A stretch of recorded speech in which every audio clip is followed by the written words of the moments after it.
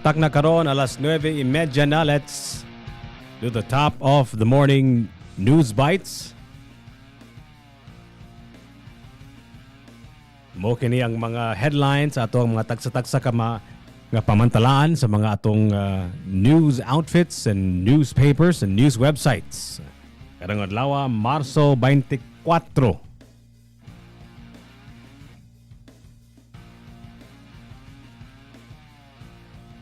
Magsugod kita sa GMA News. The Department of Agriculture triples monthly allocation for 29 peso per kilogram of rice program. And Department of Agriculture's Tiu Laurel calls for lower tariffs on Philippine bananas.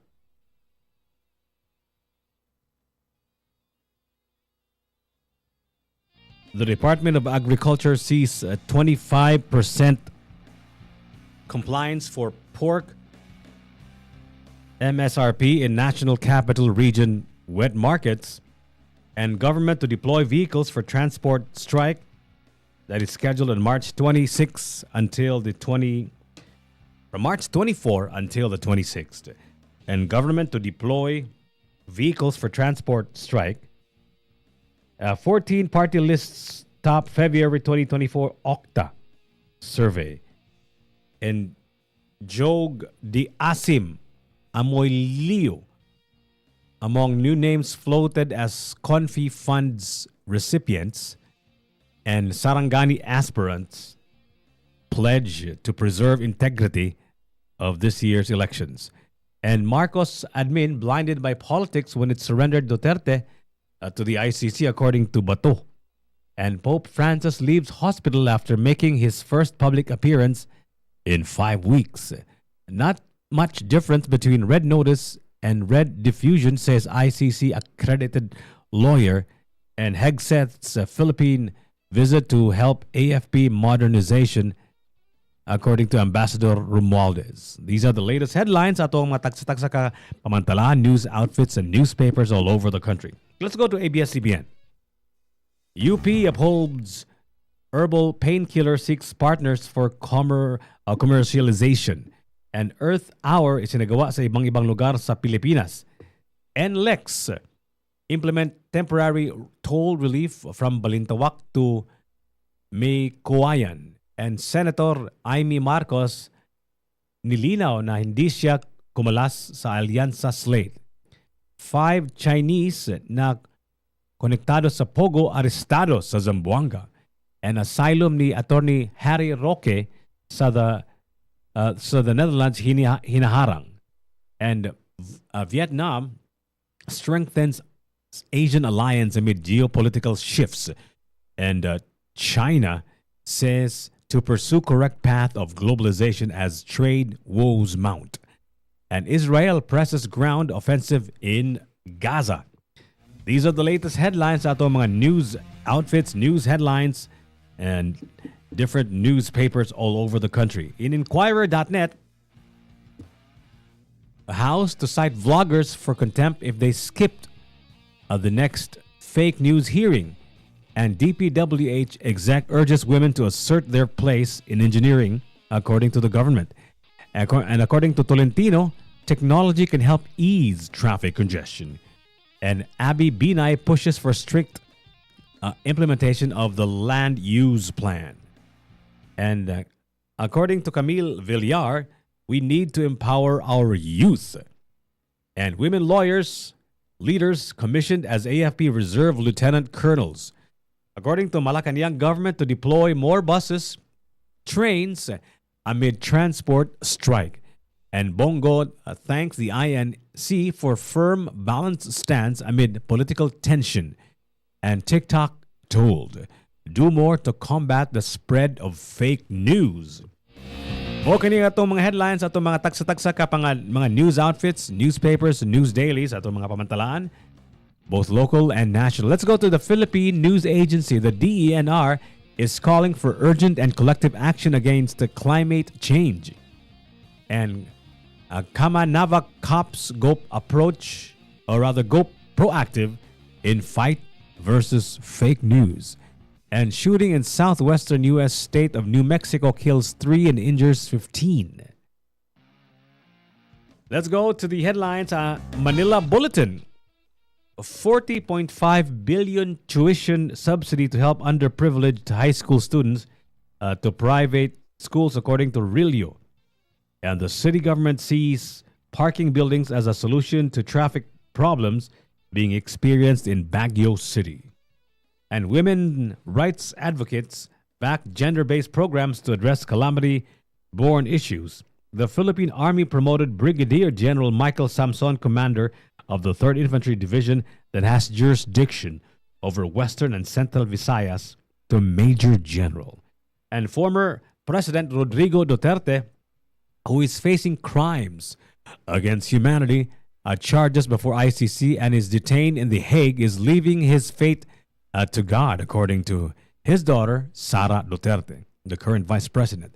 And Israeli strikes kills 19 Palestinians in Gaza, including senior Hamas political leader, officials say. Let's go to the headlines sa ato ang Manila Times. Sa ato ang top of the morning news bites. The parts of Metro Manila, 5 provinces have brownouts due to maintenance work. And according to the SSS, they disbursed 13.1 billion in workers' compensation to 2.7 million beneficiaries. And the federal lawsuit says that the Trump administration has unlawfully shuttered the Voice of America. Sus, bata pa ko aning Voice of America. Ilang gipapaong ni siya? Oh my goodness. Anyway, those are the latest headlines sa atong mga national newspapers, news outfits, news websites. Let's go to the headlines sa atong mga local daily sa atong Sunstar. Illegal fishing vessels intercepted in Santa Fe. And nag-celebrate kagahapon og Earth Hour. In fact, a 60-kilometer, we celebrated Earth Hour with a 60-kilometer Earth Hour solidarity ride was participated in by cyclists from Cebu City and Mandaue City pag Sabado din, March 22, who pedaled through the main roads of both cities in support of environmental awareness and sustainability. The event also served as a launch of the Philippine Accessible Disability Services Paracycling Program, an initiative promoting inclusive bike lanes, road safety, and a barrier-free environment for persons with disability. This initiative aligns with Earth Hour's global mission to inspire collective action against climate change and foster a more inclusive, eco-friendly urban landscape. Kani siya nindot kani siya tanawon, sa nindot kay paminawon ba, pero ang implementation niya mo ginay key kay I'm sure nakadungog na mo ni ani sa nga daghan kay tag mga nindot nga mga balaod, atay mga nindot kaayong nga mga laws, pero ang implementation mo og yoy problema nato. So I hope nga kaning mangingon ani dili lang ni kay token implementation bitaw kanang mga inaning nga mga Earth Hour kanang mga inani bitaw. I think importante kayo nga nagyo tay follow through. Mo mo ginay operative word para nako kanang follow through bitaw. Kay kanang follow through mo nay maka-sustain sa usa ka movement.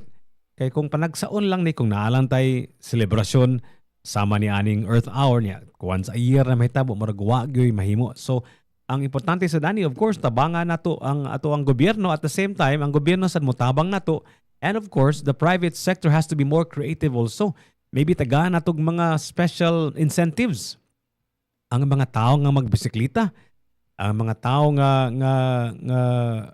musuporta ni aning mga klasiya sa mga movement, maybe tagaan natog, I don't know, for every 1,000 kilometers nga magbisikleta siya, for example, or 1,000 kilometers nga maglakaw siya, tagaan natog incentive.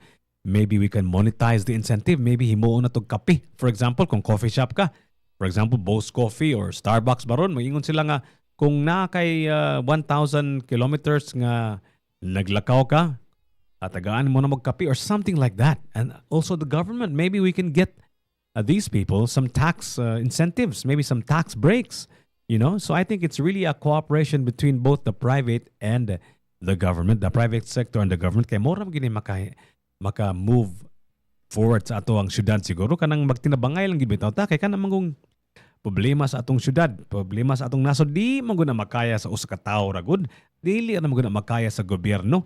Punan pa natog mga natay mga ubang mga kawatan diha, kanang mga tapulan diha. So ato gina silang bantayan nga dili na sila mangawat, dili na sila magtinapulan kay ang ato ang nasod, ang ato ang syudad murag dako pa kayog trabaho unon unya paghuman ko magdugay-dugay kita kung lakwat siya ta kung magtinapulan ta kung mangawat ta, sus my goodness, wagi tayo padulungan. So importante kayo nga magtinabangay gyud ang tanan nining dapita. So let's go to the headlines sa ato ang Sunstar Super B. Murag dako man kini nga sunog, murag tulo ka sunog mingulbo sa Sugbo. Mo lagi ning kaning gitawag nato og Fire Awareness Month kaning Marso mo say daghang mo sang buwan nga daghang kaayog sunog. So I hope nga magbantay-bantay kita. So mo kanang latest headlines sa atong mga pamantalaan sa atong mga local and national news outfits. Daghang salamat sa inyong pagpaminaw sa atong top of the morning news bites. Nga nilang sa ang pinaka bisdak sa tanan. 105.1 TMC. The best of us.